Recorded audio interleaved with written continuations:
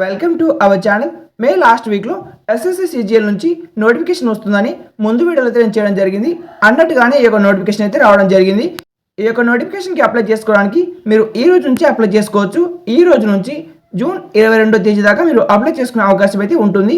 ఎవరైనా అప్లై చేసి fee pay చేయకపోతే వారికి 23వ తేదీ వరకు అవకాశం అయితే ఉంటుంది. ఎవరైనా ఎడిట్ ఆప్షన్ చేసుకోవాలనుకుంటే 29వ తేదీన ఓపెన్ అవుతుంది. 29వ తేదీ నుంచి జూలై 1వ తేదీ వరకు మీకు ఎడిట్ ఆప్షన్ అవైలబుల్లో ఉంటుంది. ఈ యొక్క ఎడిట్ ఆప్షన్కి మీరు మనీ అయితే పే చేయాల్సి ఉంటుంది. టైర్ 1 ఎగ్జామ్ వచ్చేసి ఆగస్ట్ లేదా సెప్టెంబర్లో నిర్వహిస్తారు.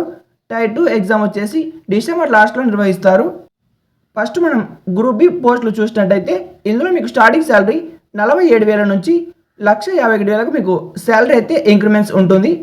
ఇక్కడ మీ పోస్టులు వచ్చేసి అసిస్టెంట్ ఆడిట్ ఆఫీసర్కి మీకు ఏజ్ వచ్చేసి మినిమం 18 నుంచి 30 సంవత్సరాల లోపు ఉన్నవారు మాత్రమే ఈ యొక్క 2 పోస్టులకు అయితే అప్లై చేసుకోవచ్చు. స్టేట్ అలాగే సెంట్రల్కి. అలాగే అసిస్టెంట్ అకౌంట్ ఆఫీసర్స్లో మీకు ఏజ్ ఇందులో కూడా 18 నుంచి 30 సంవత్సరాలే ఉండాలి. నెక్స్ట్ వచ్చేసి గ్రూప్ బి పోస్టులు చూసినట్టయితే స్టార్టింగ్ శాలరీ మీకు 45,000 అయితే ఉంటుంది. లాస్ట్ శాలరీ ఇంక్రిమెంట్ వచ్చేసి 1,42,000 దాకా మీకు ఇంక్రిమెంట్స్ అయితే ఉంటాయి. ఇందులో అసిస్టెంట్ సెక్షన్ ఆఫీసర్కి ఏజ్ వచ్చేసి 20 నుంచి 30 సంవత్సరాలు మాత్రమే అప్లై చేసుకోవాలి.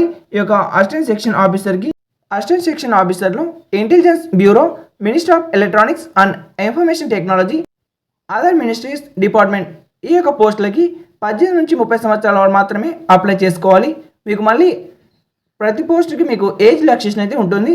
ఇందులో ఇంకా పోస్టులు వచ్చేసి inspector of income tax, inspector central excise, inspector preventive officer, inspector examiner, assistant enforcement officer, sub inspector post, అలాగే మళ్ళీ ఇన్స్పెక్టర్. ఇవన్నీ మీకు గ్రూప్ బికి సంబంధించినవి.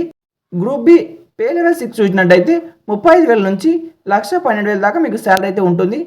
ఇందులో assistant section officer, executive assistant, research assistant, divisional accountant, sub inspector junior statistical officer, statistical investigator grade 2, officer subordinate, section head వంటి పోస్టులు అయితే ఉంటాయి.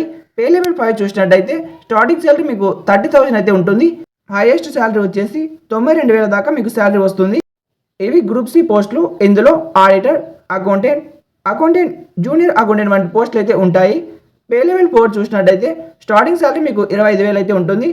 హైయెస్ట్ శాలరీ 81,000 దాకా మీకు పే చేస్తారు. ఇందులో postal assistant, senior secretary assistant, senior administrative assistant వంటి group C పోస్టులు అయితే ఉంటాయి. ఇందులో మినిమం ఏజ్ వచ్చేసి 18 నుంచి 27 సంవత్సరాల దాకా ఉండాలి. అప్లై చేసుకోవడానికి మీరు సిటిజన్ ఆఫ్ ఇండియన్ అయితే సరిపోతుంది. ఏజ్ రిలాక్సేషన్ చూసినట్టయితే ఎస్సీ ఎస్టీ వాళ్ళకి 5 years, ఓబీసీ వాళ్ళకి 3 years, ఫిజికల్ హ్యాండిక్యాప్ వాళ్ళకి 10 years. అసిస్టెంట్ ఆడిట్ ఆఫీసర్కి ఎసెన్షియల్ క్వాలిఫికేషన్ వచ్చేసి బ్యాచిలర్స్ డిగ్రీ, అలాగే డిజైరబుల్ క్వాలిఫికేషన్ వచ్చేసి మాస్టర్స్ అయితే చేసి ఉండాలి. బట్ ఇది మ్యాండేటరీ అయితే కాదు.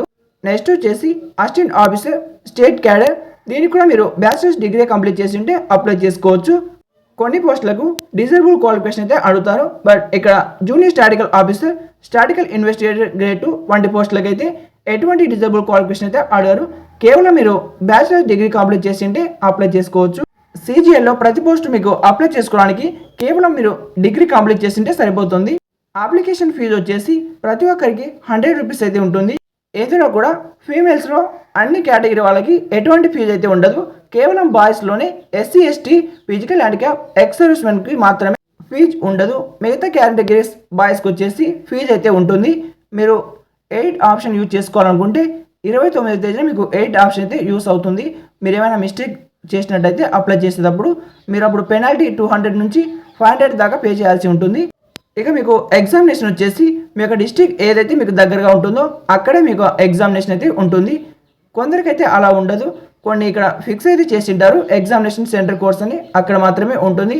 ఒకసారి మీరు కూడా చెక్ చేసుకోండి. ఈ యొక్క నోటిఫికేషన్ పీడిఎఫ్ అయితే డౌన్లోడ్ చేసుకొని. ఇందులో టైర్ 1 ఎగ్జామినేషన్కి జనరల్ ఇంటెలిజెన్స్ 25 క్వశ్చన్ 50 మార్క్స్కి, జనరల్ అవేర్నెస్ 25 క్వశ్చన్ 50 మార్క్స్కి, క్వాంటిటేటివ్ ఆప్టిట్యూడ్ 25 క్వశ్చన్ 50 మార్క్స్కి, ఇంగ్లీష్ కాంప్రహెన్షన్ 25 క్వశ్చన్ 50 మార్క్స్కి, టోటల్ 100 క్వశ్చన్స్ అయితే ఉంటాయి 200 మార్క్స్కి. మీరు ఏదైనా క్వశ్చన్కి ఆన్సర్ రాంగ్గా రాసినట్టయితే మీకు హాఫ్ మార్క్ అయితే కట్ అవుతుంది. ఇప్పుడు మీరు టైర్ 2 చూసినట్టయితే ఇందులో సెషన్ 1లో సెక్షన్ 3 దాకా అయితే ఉంటాయి. ఇందులో సెక్షన్ 1లో mathematical abilities, reasoning and general intelligence అయితే 60 క్వశ్చన్స్ ఉంటాయి. ప్రతి ఆన్సర్కి 3 మార్క్స్, టోటల్గా 180 మార్క్స్ అయితే ఉంటాయి ఈ యొక్క సెక్షన్ 1లో. సెక్షన్ 2లో ఇంగ్లీష్ లాంగ్వేజ్, జనరల్ అవేర్నెస్ అయితే టోటల్గా 70 క్వశ్చన్స్ ఉంటాయి 10 మార్క్స్కి. ఇక సెక్షన్ 3 చూసినట్టయితే కంప్యూటర్ నాలెడ్జ్ 20 క్వశ్చన్స్ ఉంటాయి 60 మార్క్స్కి. సెక్షన్ 2లో సెక్షన్ 4కి సంబంధించి డేటా ఎంట్రీ టాస్క్ అయితే ఉంటుంది. ఇక నెక్స్ట్ పేపర్ 2లో స్టాటిస్టిక్స్, పేపర్ 3లో జనరల్ స్టడీస్, ఫైనాన్స్, ఎకనామిక్స్ అయితే ఉంటుంది. ఇందులో టోటల్గా 100 క్వశ్చన్స్ ఉంటాయి. ప్రతి క్వశ్చన్కి 2 మార్క్స్, 200 మార్క్స్ అయితే ఉంటాయి.